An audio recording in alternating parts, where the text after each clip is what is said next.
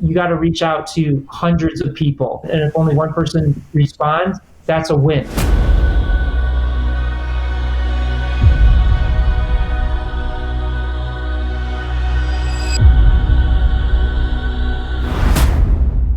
On your show, you have celebrities, you have Dr. Drew, who you're interviewing. How do you land something like that when you don't have enough followers yet? The way to go about that is, what is your value? What is the value that you're offering them? And that value could be simply that you admire their success, and be very detailed, reaching out to them and just saying, listen, I admire about what you've done with X, Y, and Z. I would love to have a conversation and share your knowledge with the world, because I really appreciate it.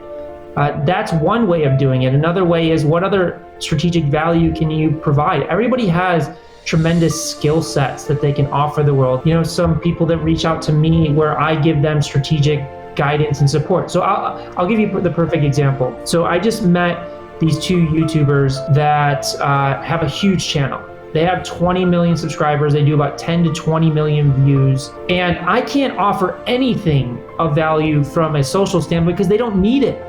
Like, they're operating at the highest level.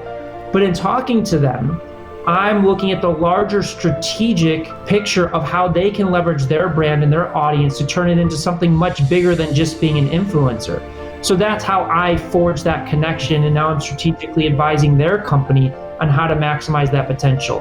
The way that I have had success, even before I had a social audience, of closing an MTV or a Vice or a Taylor Swift as a client, is I'm always asking questions and understanding, what does this person need? What is it that they're lacking? What are their challenges? What are the obstacles? And through that communication, then I can offer a solution. And through that solution, that's where the connection and the value comes from. And that's where you can get them to do certain things. So if you don't have followers, and I'm not saying by any means followers are a requirement for engaging with people with large audiences, what is that strategic value that you can provide to them to attract them to wanting to work with you or wanting to engage with you?